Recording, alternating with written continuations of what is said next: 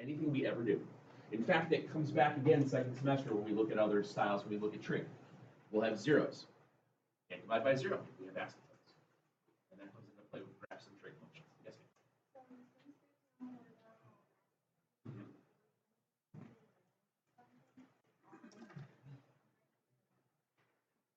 Yes, that is correct. So in this one here, we have vertical asymptote. How do you get x-intercepts? Back to the top, zeros with the numerator. Okay, what times what's -6 you add together to get -1? -3 and 2. So our x-intercepts are located at 3 and -2. You okay with that? No horizontal, but I do have to find the slant. In order to get the slant, you divide.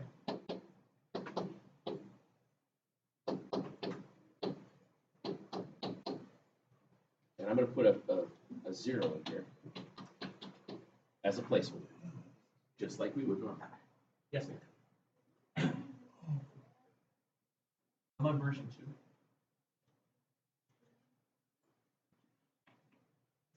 You're looking at 66. What do you multiply -3 by to turn it into a positive 1? -1/3. -1/3 x, thank you. Is it okay to have to multiply by fractions? Absolutely. That just means your slope is -1/3 of the slant asymptote. Multiply that through, you get x squared plus 0x. Subtract, subtract. Excuse me. What do you multiply -3 by? To turn -3x to turn it into -1x. Plus 1/3. Very good. And there is your slant. That's all you can do. Yes, sir. What do you multiply -3 by to turn it into -1? And you don't have, once you get that last little bit there, since we're just looking at linear, the rest of the problem does not matter. Okay. Sir? It doesn't matter. For the long division stuff, when we're looking for the slant asymptotes, you're done. Once you get the linear function, you're fine.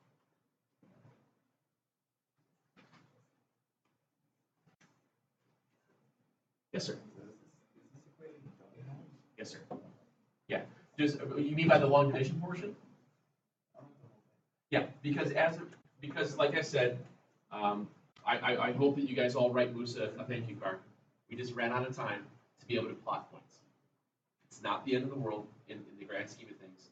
Next year, when you guys get in pre-calc, we do this again with an extra couple of steps to it that allows you to find those three.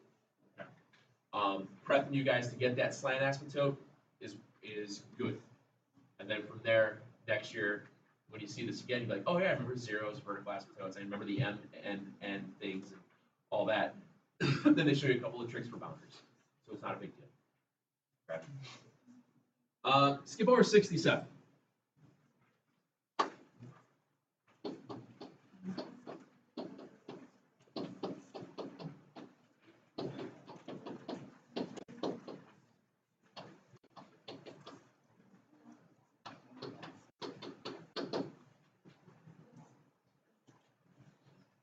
Which of the 3 or 4 cases does this fall into play? Is it, you know what, obviously it's not an AH and K, because there's no K value. Numerator is larger than the denominator, so it's an M is greater than N again. Which means there's no horizontal, which means we'll have a slant. And I want to make sure to show you one with different exponents. Also, when we do slant stuff in this class, your degrees will only vary by 1. Okay? Otherwise, it gets funky. We'll do the funky stuff next year. Keep it pseudo simple for you guys at least. Where are your zeros? I'm sorry, where are your vertical asymptotes going to be located? What do you do to find your vertical asymptotes? Find the zeros of the denominator. You find the zeros of the denominator here, you would subtract 16, divide by -4, and square root it. Get what? Plus or minus 2?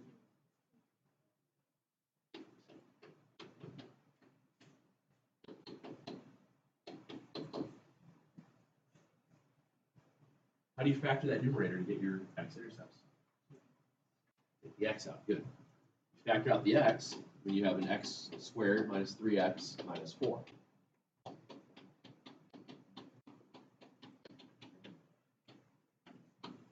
Is it okay to have 3 x-intercepts? Absolutely, because what's the degree of the numerator? Which means how many zeros should it have? 3. All that's left then is to get the slant. Again, when you do your slant here,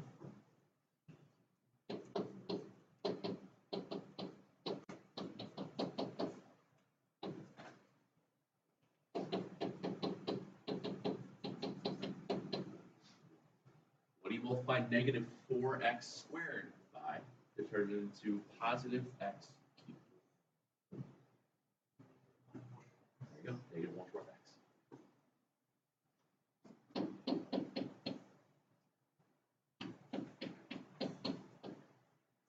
Distribute through. Negative 1/4 times 16. Negative 4.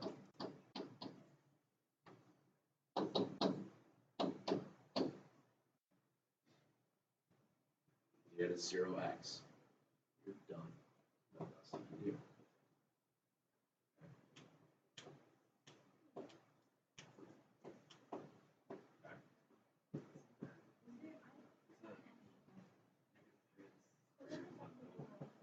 Oh, I'm sorry. I didn't see the negative 3. My bad. I glanced over it. So hi. Thank you. I glanced over it and I missed the negative 3. So bring that down so you have negative 3x squared, and then this was plus a 0. So this was negative 1/4. Okay.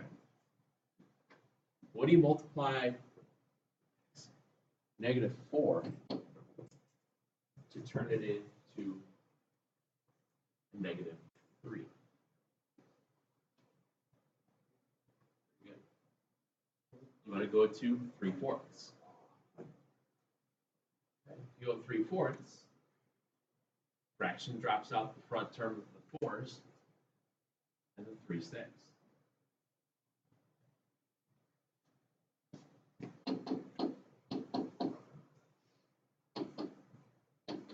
Actually, I don't need to worry about the rest of it because it's going to be, that's all I need. The goofy thing with the fractions is that you just have to watch your sign. Okay? If you want to get rid of one term to turn it into a 1, think of it as 1/4, 1/3, 1/2.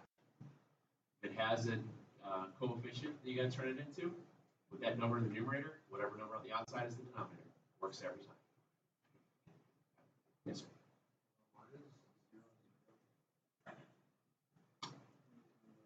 For the intercepts? Yeah. Remember when you factor out stuff, you said each term equal to 0? So x in and of itself is a term. There's just no adding or subtracting to it. So we just throw that together right now. Yes, ma'am. The domain of this one would be all real numbers such that x is not equal to plus or minus 2. The range would be all real numbers. All right.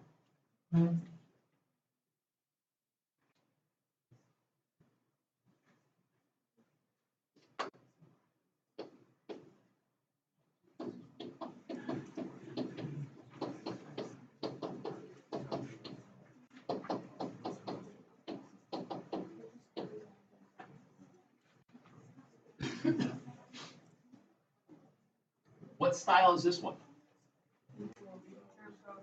Equal, leading term coefficient, very good. This one has your degrees that are equal, which means your leading term coefficients will be in play. Very good. So now you know right off the bat your horizontal.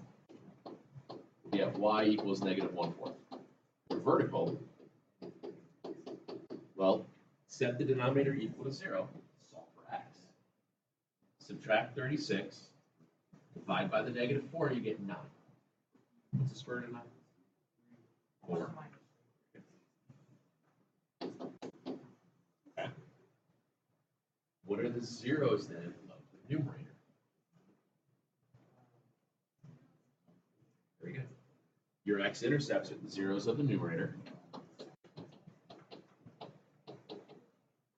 Set the numerator equal to 0 and solve for x. Factor out the x. You get x plus 2 as a term, and x is a term. Domain and range.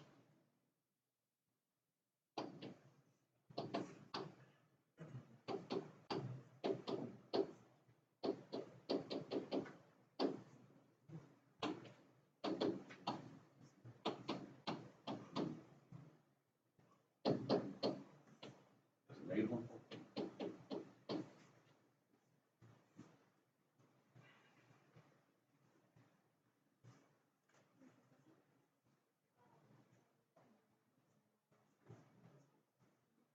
I won't have you graph this one with the higher exponents. Oh, I can ask you domain range. Yeah, absolutely. Yeah, I can ask you domain range. That's how we write it.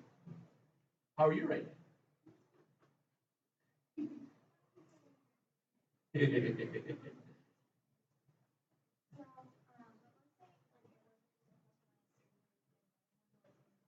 Okay. Yes. Yep, if it was plus or minus 3 and 4, you'd write all values of x such that x can equal negative plus or minus 3, comma 4. And that's absolutely fine. Whenever you have more than one that are plus minuses, commas are kind of the standard way of doing it. And that's okay. All right. That's okay. I think we did that once where we had one where we had a factorable denominator, like zeros at like 1 and 4. We wrote it in 1, comma 4. That's perfectly fine. That's very normal. Very, very normal. Okay. I don't know.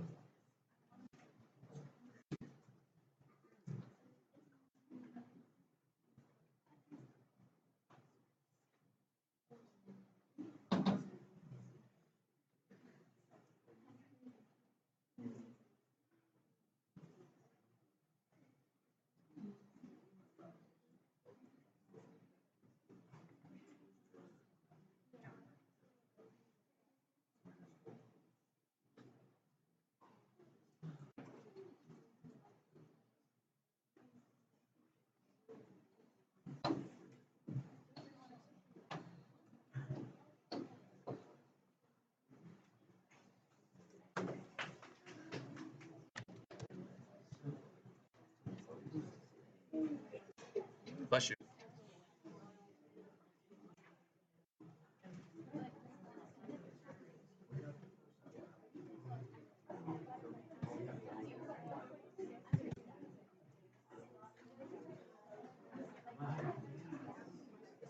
Okay.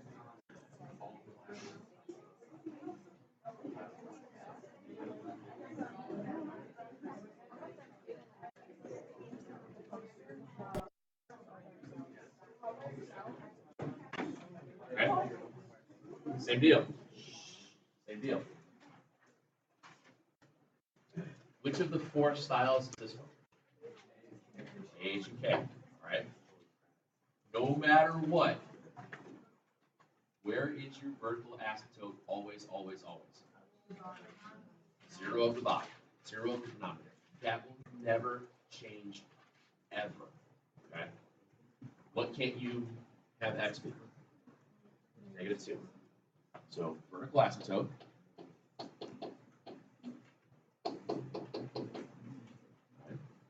This is the AHK style. Where's your horizontal asymptote? 6. Yeah, remember it's it's x minus h for the term plus k. So the k value is always whatever the sign is. The h value is always always the opposite. Thanks. Oh, I'm sorry. I didn't hear you say negative. I thought I heard you say constant. I swear I thought you just said 6. That's why I wanted to make sure you. Okay. From here, this was the style that you would have to graph. X-intercept. Or sorry, asymptote.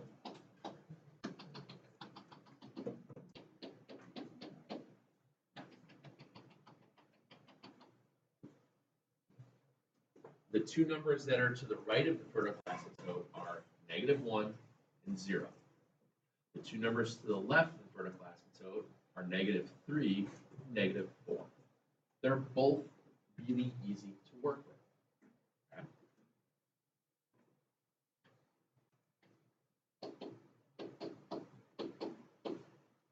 I use -3. What's -3 plus 2? What's 6 divided by -1? What's -6 minus 6? -12.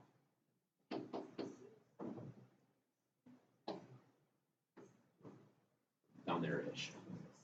Okay. What's -4 plus 2? What's 6 divided by -2? -3 minus 6? -9. It's nice when they're conveniently easy to work with. So it's moved up. So that tells you it's diving this way. -1. What's -1 plus 2? 1. What's 6 divided by 1? 6. What's 6 minus 6? 0.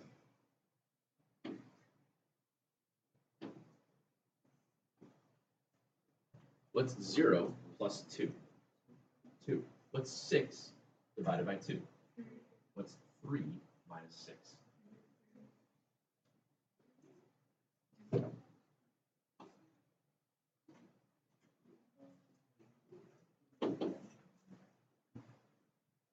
That's the capacity at which you should be able to plot points. Did we use a calculator for any of that? Did you need a calculator for any of that?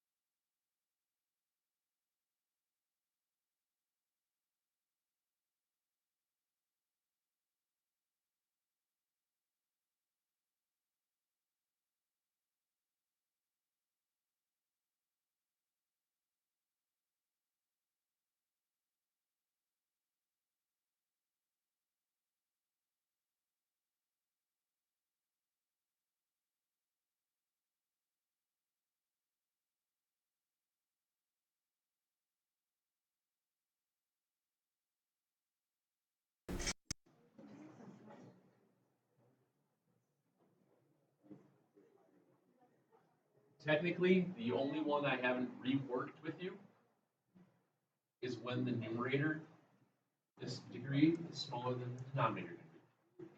M is less than n, so 0. It exists. The one that doesn't exist is when it's greater than. Because think of it this way, that means that if the top's bigger than the bottom can go into the top. Think of it as an improper fraction. 4/3. 4 is bigger than 3, so 3 can go into 4. But if it was 3/4, 4 can't go into 3. See where I'm going with that? So if you think of it that way, m is less than n, because it's smaller than it comes before it in the alphabet, then it means it has to go in order. The next letter would be O, which looks like a 0. Horizontal asymptote.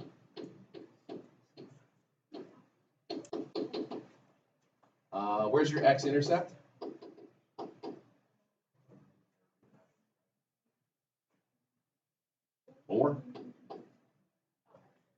X-intercept. Then you have to factor the bottom. What times what's -5? You add together to get -4. So we have 5x squared minus 5x plus 1x minus 1. That'll give you zeros at vertical asymptotes, at -1/5, and at 1. Once you get to that factored out part, when you do your split middle term, you have to completely rewrite the whole thing, or if you know how to pull zeros from that, can you do that step? Anytime you have a little 15-second shortcut and you want to take it, go for it. I know that I have a 0 at 1 because I have 2 terms of x minus 1. In my mind, I see it's 5x plus 1 then, would be my other term. Subtract, divide, it's where I get the -1/5. Okay. In this style, again, not going to have you plot, but I could ask you to plot asymptotes and intercepts. 0 the numerator. So you have an x-intercept at 4.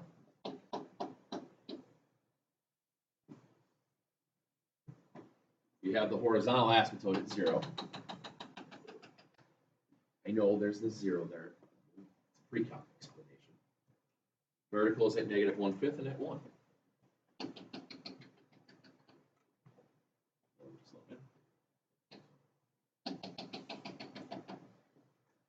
That's all you can do. Too many plot points you have to get. Way too many plot points. You'll do that next year. Gotta leave something for pre-calc to show you. This is like pre-calc. Honestly, I'd say first semester of pre-calc, well, they changed their textbook, so in years past, first semester pre-calc was about all of first semester algebra 2 and maybe the first month of second semester, and then like maybe 6 new things. It takes everything that we do one step further. So it preps you to take it one step further. That's why I keep asking you, what does this mean? What does this mean? So you can see how to interpret certain values, how things are going to work. This happened. Yes. My domain here would be all values of x such that x is not -1/5 and 1. My range would be all values of y such that y is not equal to 0. Domain and ranges hit a lot more pre-calc than it is here. We just talked a little bit about it.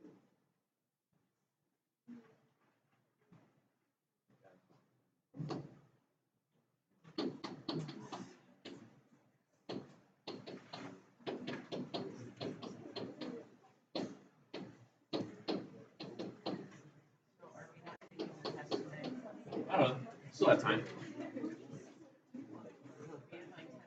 I know.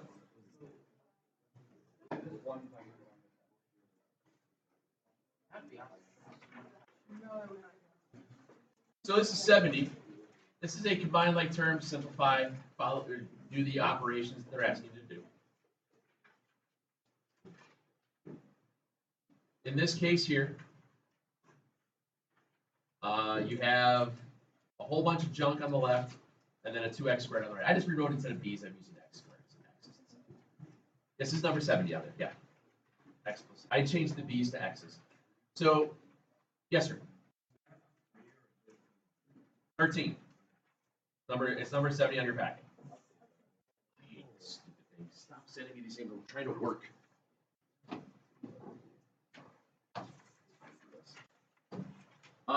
What times what's negative 30?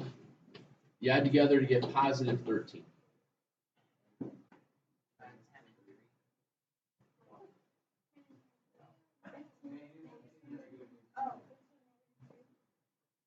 -2. There we go. So 15 -2.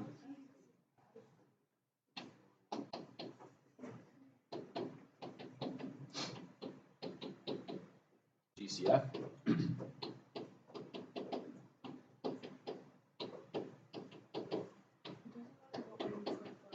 Nope. I tend to always put my negative value first. If there's a negative value, that way I don't have to worry about the same change opposite when I go to undistribute the negative in the second term. If they're both negative, it doesn't matter, but if it's one of each, I usually put the negative one first. It's just less of a headache in my brain. So the values that we have then will be x plus 3, 5x minus 2, and 2x squared. That would be your common denominator.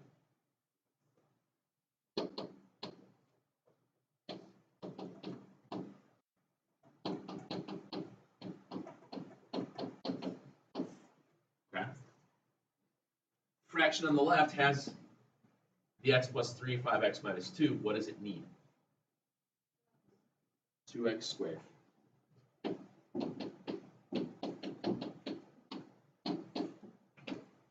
Fraction on the right needs the whole thing. Not the whole thing, excuse me, it needs the 5x. But I'm just going to write it as 5x squared, 13x, and 6.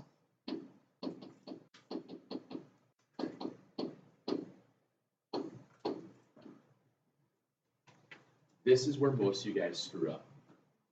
That secondary term is negative. You have to be careful, be very cautious as to when you're distributing your negative throughout those three parts. You will forget to do one of them. So my numerator becomes 2x cubed, 12x squared, minus 15x squared, minus 39x plus 18.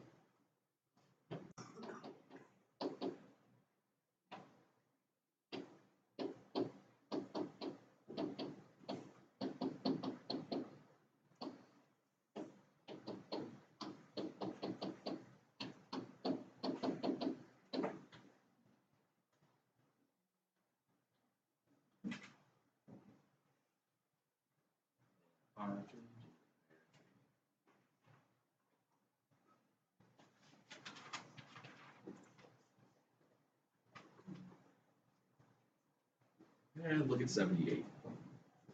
Difference between these two. Yo. Yeah, let me just rewrite this real fast and I'll be more than happy.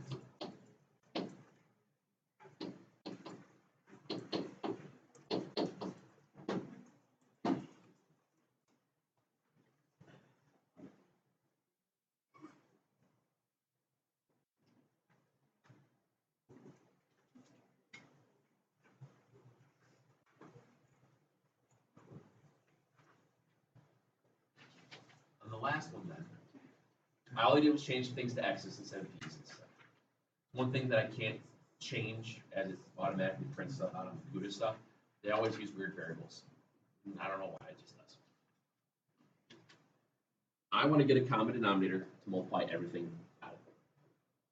Can I go to a single page now? If I go to a common denominator, multiply everything out. This is x, x minus 6. This is x, x minus 6. And that's just x. Which means they all have the x. I just need to add the x minus 6. So I multiply everything by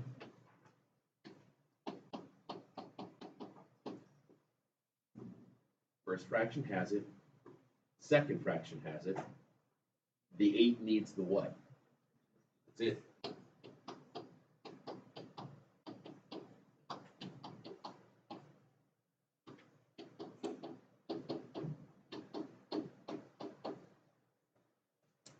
Was it 43?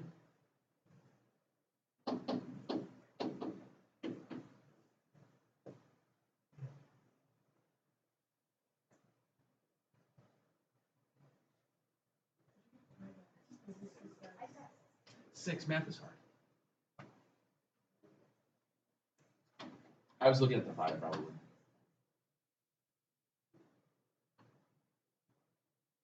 Still 43, right? Yeah.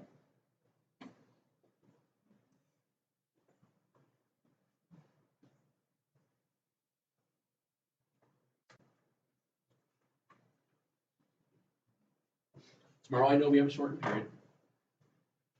What, 25 minutes? Sound all right?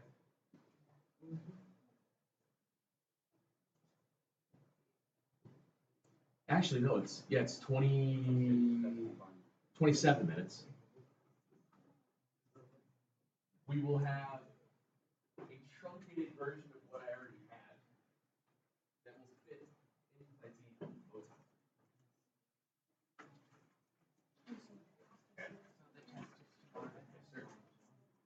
We will have the truncated version of what we did, what I already have.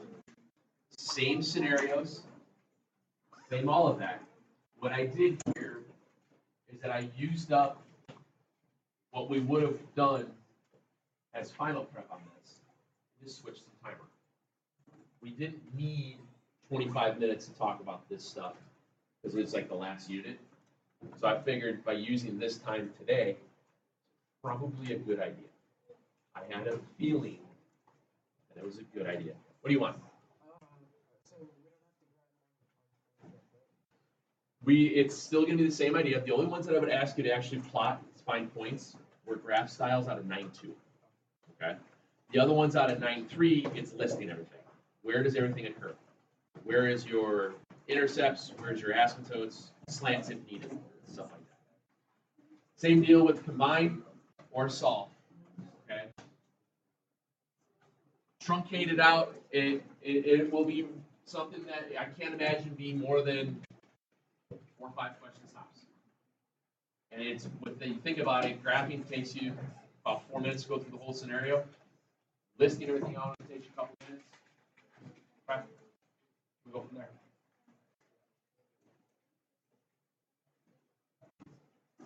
I would definitely go back over your graph stuff on version 1. Look at the answer guides from last. I think they're posted on the last Fridays, if I'm not mistaken. I'll be checking stuff through on that one. I wanted to make sure I hit a couple of ones that looked weird with the. You played, and then I want to make sure you guys saw the one with the x cubed over x squared. Still works the same. Placeholders, all that kind of fun stuff. So.